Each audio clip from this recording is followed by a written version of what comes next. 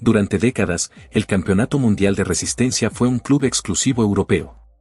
Las grandes batallas se libraban en los bosques de Francia, en el barro de Estados Unidos o en las montañas de Japón.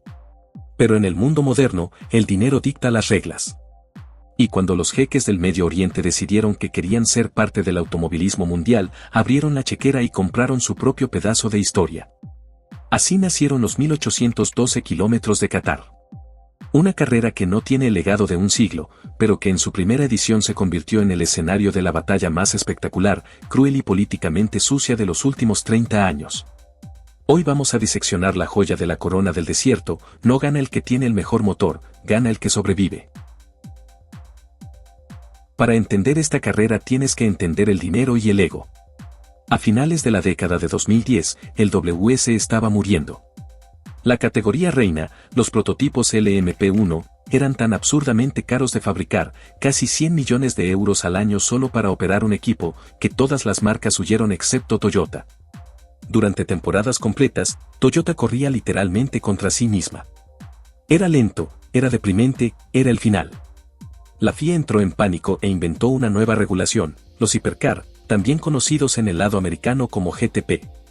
La idea era seductora: hagamos coches que se vean como naves espaciales pero que cuesten una fracción del precio, limitando su potencia y aerodinámica con reglas comunes. El plan funcionó mejor de lo que nadie imaginó. De repente, Ferrari, Porsche, Peugeot, BMW, Lamborghini, Cadillac, Alpine y Toyota dijeron todos al mismo tiempo: estamos dentro.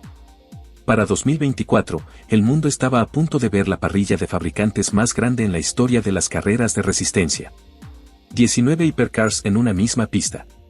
Qatar, un país forrado de petrodólares que acababa de organizar la Copa del Mundo de la FIFA, vio la oportunidad perfecta.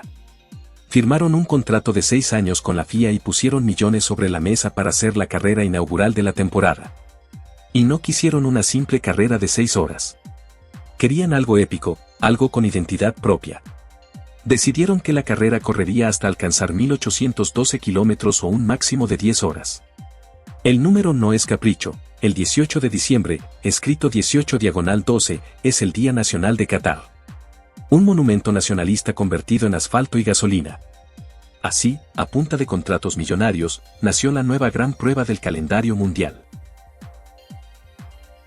Correr en las pistas históricas de Europa es algo predecible, pero el asfalto del circuito de Lusail en Qatar es un asesino silencioso y calculador. Diseñado originalmente para el campeonato de MotoGP, es un trazado plano, vertiginoso y sin grandes zonas de frenada fuerte donde el piloto pueda relajar los brazos un segundo. Pero el verdadero monstruo aquí es la termodinámica. El asfalto es tan nuevo y liso que no tiene agarre natural, y el constante viento del desierto lo cubre con una fina película de arena microscópica. Imagina la escena: sacas a la pista una bestia de más de 1000 kilos con las llantas totalmente frías, porque el reglamento actual prohíbe usar calentadores eléctricos en los boxes. Llegas a una curva de apoyo a 220 km por hora, la goma está helada y el auto resbala sobre la arena. Ese brutal microdeslizamiento actúa exactamente como papel de lija, rasgando y arrancando pedazos de la llanta antes de que ésta tenga la oportunidad de calentarse. Los ingenieros llaman a esta tortura graining. Por si fuera poco, el circuito es una espiral interminable de curvas hacia la derecha que aplastan todo el peso del coche sobre el pobre neumático delantero izquierdo.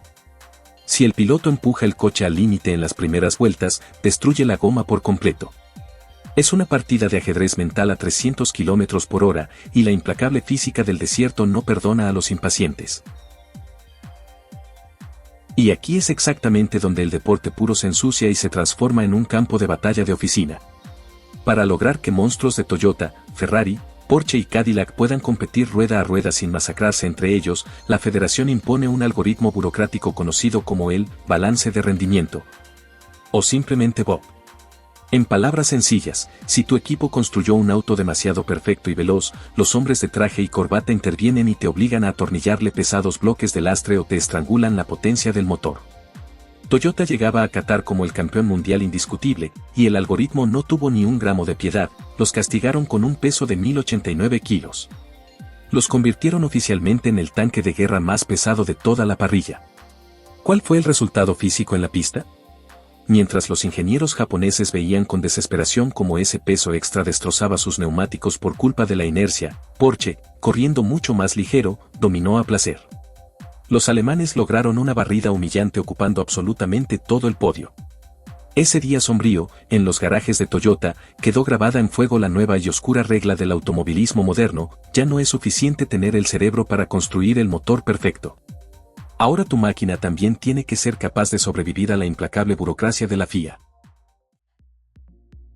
A pesar de toda la política tóxica del BOP, las máquinas que pisaron el asfalto de Qatar son auténticas obras maestras de la ingeniería moderna con filosofías que chocan frontalmente.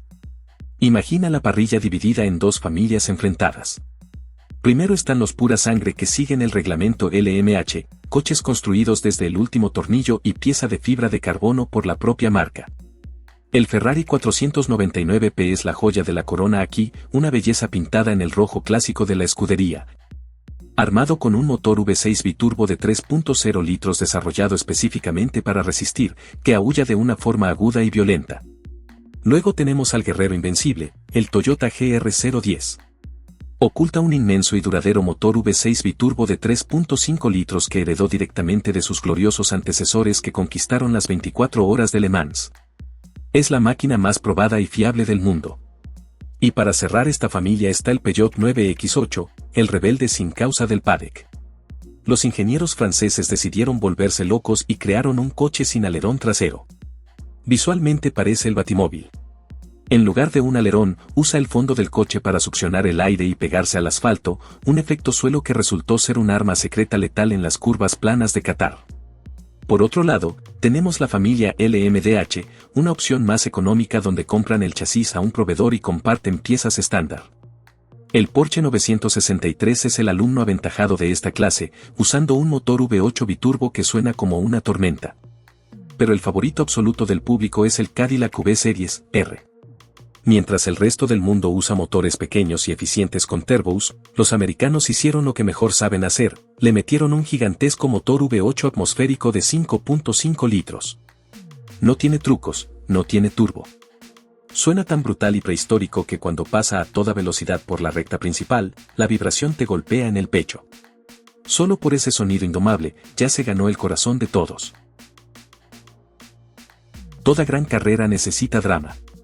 Pero lo que pasó en Qatar 2024 con Peugeot es una de las crueldades más absolutas de la historia reciente del automovilismo de resistencia. Peugeot llegó a Qatar siendo la burla del paddock. El 9X8 sin alerón era hermoso, pero había sido lento y poco fiable durante casi 2 años.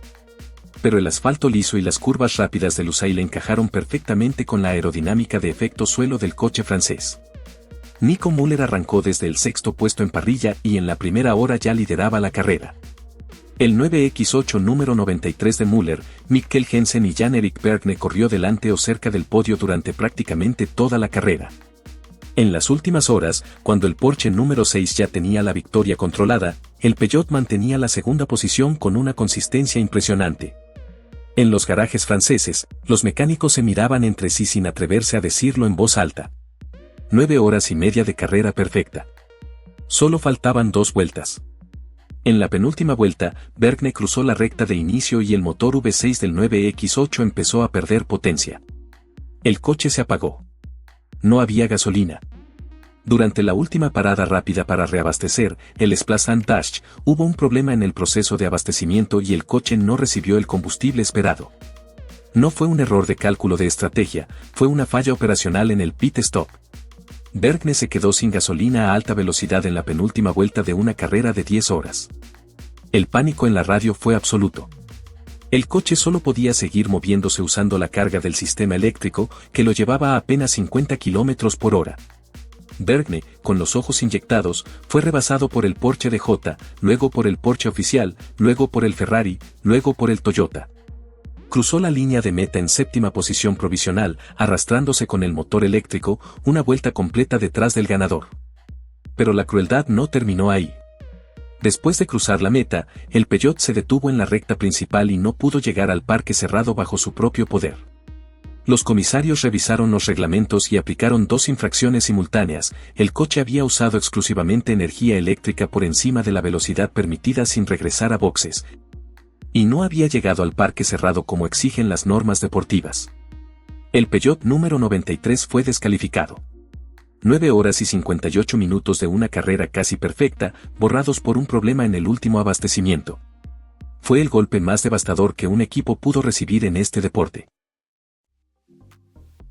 La carrera inaugural terminó con un barrido histórico de Porsche Penske Motorsport. El número 6 de Laurens Vator, Kevin Estre y André Late ganó sin soltarse en ningún momento de las primeras posiciones desde que tomó el liderato. El número 12 de J. Porsche terminó segundo y el número 5 oficial terminó tercero. Fue el primer podio completo de una sola marca en el WS desde que Audi hiciera lo mismo en Spa en 2013, 11 años antes. El resultado final fue afectado también por la descalificación del Cadillac número 2, que según la investigación técnica posterior a la carrera montaba dos piezas incorrectas que posicionaban mal el difusor trasero. La investigación determinó que no hubo intención deliberada por parte del equipo, pero el reglamento no hace excepciones, descalificación. Para la temporada 2025, los 1.812 kilómetros de Qatar se consolidaron como la apertura del campeonato. La FIA revisó el sistema de Bob intentando corregir los desequilibrios más evidentes. Toyota llegó significativamente más ligero, y el campo de fabricante se mantuvo con la entrada de Aston Martin y su espectacular Valkyrie de motor V12 naturalmente aspirado. La carrera ha demostrado en sus primeras ediciones que Qatar no es solo un cheque enorme comprado por un país sin historia automotriz. Es un escenario genuinamente brutal para los coches y para los equipos. El calor, la arena y las curvas de apoyo largas crean condiciones únicas que ningún otro circuito del calendario mundial reproduce. Y mientras el contrato de 6 años siga vigente, los hipercars seguirán volviendo al desierto cada marzo a devorar neumáticos, a tragar arena y a romper los corazones de los equipos que calculan mal el último litro de gasolina. Muchos puristas odian la existencia de los 1.812 kilómetros de Qatar. Dicen que es un circuito sin alma, construido en medio de la nada por un país que no tiene historia automotriz y que simplemente compró su entrada al WS a billetazos, desplazando a circuitos históricos. Y en términos de legado y cultura, tienen razón. Es un espejismo de lujo pagado con petróleo. Pero la pista no miente. Las carreras no las hacen los presidentes ni los jeques, las hacen las máquinas y los locos que las conducen. Y lo que pasó en Qatar 2024 quedará para siempre en los registros del campeonato mundial. La primera parrilla con casi 20 hipercars al mismo tiempo. El barrido histórico de Porsche. La tragedia francesa que duró 9 horas y 58 minutos. El Toyota campeón del mundo corriendo como si tuviera el freno de mano puesto por orden de una computadora en una oficina. Qatar 1812 kilómetros vino para quedarse. Rompió el corazón de los franceses, enfureció a los japoneses y coronó a los alemanes en su primer año. Y mientras los jeques sigan firmando los contratos, los hipercars seguirán yendo al desierto a enfrentarse al calor, a la arena y a la implacable aritmética del combustible. Porque en este deporte, el dinero puede comprar la parrilla más grande de la historia. Pero no puede comprar el último litro de gasolina que te falta en la penúltima vuelta.